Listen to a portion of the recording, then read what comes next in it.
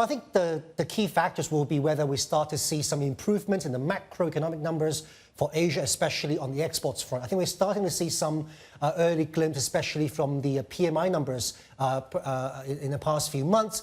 At the same time, if the Federal Reserve were to continue with this steady monetary policy for much of this year, and therefore allowing some of the Asian central banks to ease monetary policy in the first half of this year, I think this risk-on environment can be extended going into the late first quarter of this year, even the second quarter.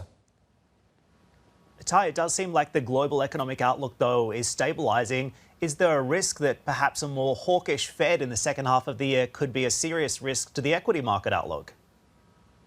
That's a great question. That's a question that a lot of our clients are asking right now. If you look at, for example, the core inflation in the US and other parts of the world, it's still pretty contained. I think this is where the developed market central banks, the Fed, the ECB, the Bank of Japan, will be focusing on rather than the headline inflation. And at the same time, don't forget, inflation has been undershooting targets for most of these central banks in the past few years, and therefore, even if we do see core inflation rising above their objective for a brief period, that may not be sufficient to push central banks to be more hawkish. And therefore, I think the threshold for a interest rate hike by the Fed or other central banks continues to be pretty high.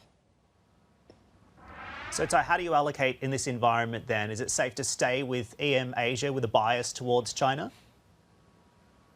Well, I think, again, in the short term, next 3 to 6 months, I do think that Asian equities are in a pretty strong position for a couple of reasons.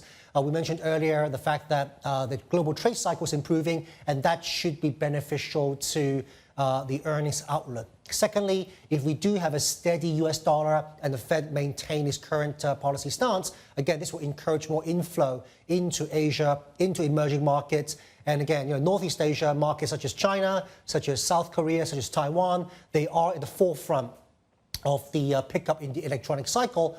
And I think that could well be a brighter spot for investors in the next couple of months.